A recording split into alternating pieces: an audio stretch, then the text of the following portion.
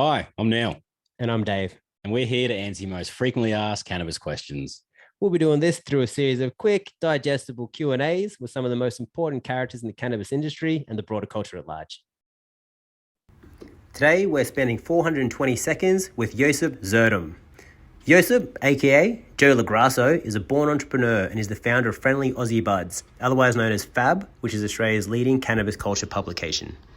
Josip has a deep passion for cannabis, having spent more time at university researching the plant than focusing on his degree.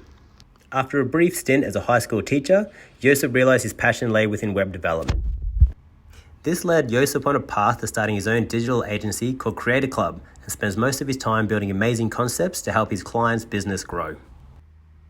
We'll be speaking with Josip about PGRs, why they're detrimental to the cannabis plant, and how to identify healthy buds. Josip, thanks for your time. G'day, boys. How are you? Doing Good, well. thanks, mate.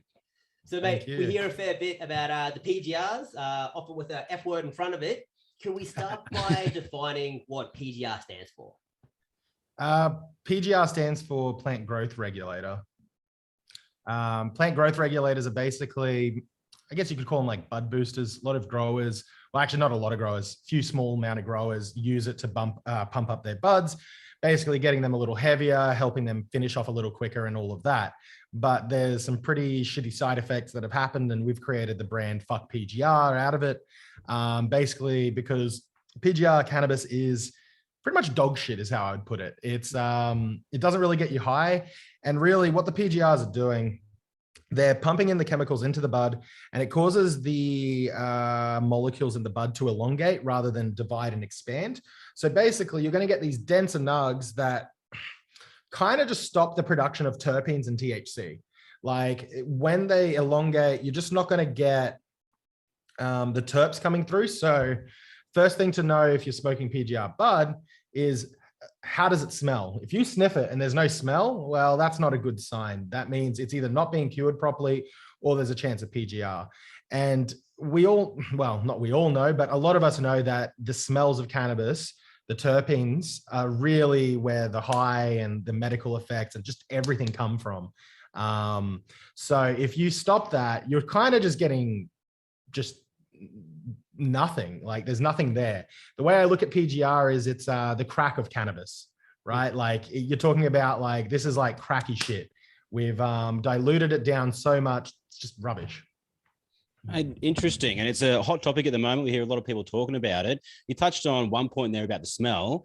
What's some of the other things that people can be looking for if they're trying to decipher whether it's PGR or not? So smell is my first go-to. The second is orange or brown hairs. And now that's not to say that cannabis can't have orange or brown hairs on it. But if there is an excess and it's very hairy, very stringy of a lot of those pistils, good chance it could be PGR.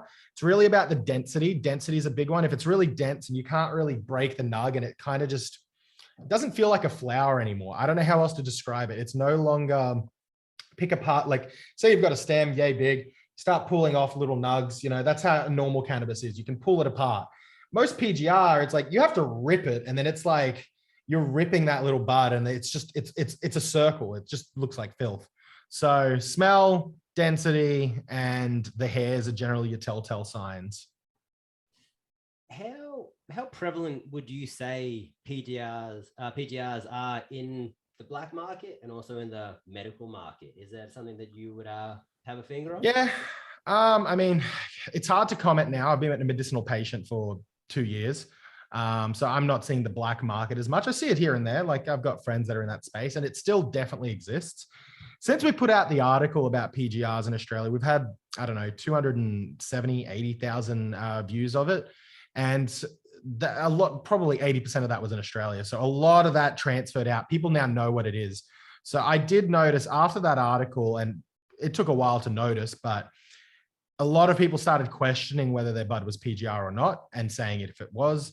And I noticed lots of people starting to get the strains, like coming in, and it's like, this is this strain. And I'm still seeing PGR here and there popping up as strains. And it's like, it's green and it looks all right, but then it's just, it doesn't have that smell or anything. And it's like, the people who are using PGRs have obviously adapted to something new. It's not quite what it used to be. And then on the medical market, I mean, there's a lot of tight regulation, so there really shouldn't be any PGRs. I haven't really come across any. And I've had fucking shitloads of medical flower. Like I've been prescribed a bunch till I found what worked for me.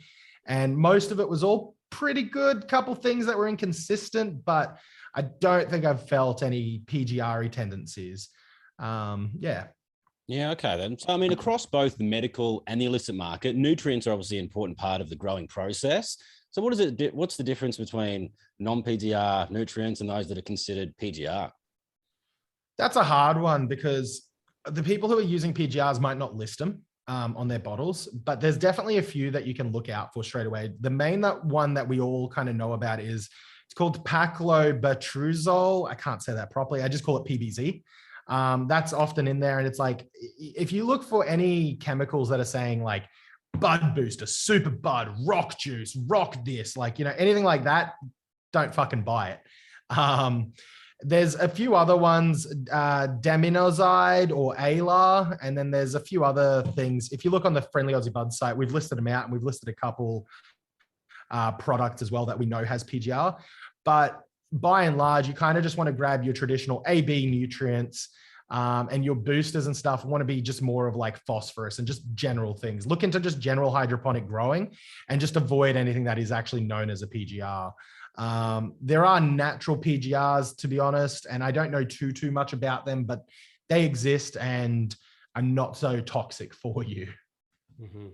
Mm-hmm. No, that's very fair. So I guess to summarize then, if you're just the punter at home, how would you go about identifying by sight and smell what you would consider to be a healthy, respectable bud?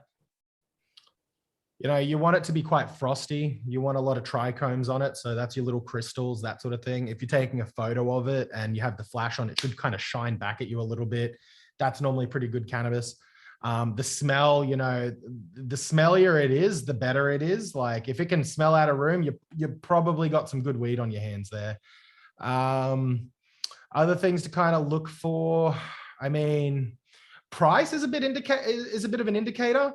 You know, typically if you're buying PGR, it's probably cheaper than something that's a bit of a strain that has, you know, natural kind of growing methods to it. If people are selling you something cheap, I'd be questioning it, right? Like the reason it can be cheap is because they can pump the fuck out of it. You know, so be conscious of it. One of the things that I knew a lot of people that resisted buying good cannabis and they would still buy PGR, even they knew about it. It's because it was cheaper. But the whole thing is good cannabis goes further. Like it will last you 2, 3, 4 times as long. Like I remember back in my youth, like, you know, in my early 20s, I'd smoke easily a quarter in a night, like of PGR, right? And now I will maybe do 2 grams, and that's fucking pushing, you know? So 7 versus 2, and that's pushing on the 2. It's really like 1. 1 is generally, I'm pretty good. And so the quarter would last me a week, right? Versus a day. That's a huge fucking difference. Josip, that's some really insightful information. Thanks for your time. No worries. Thanks, boys.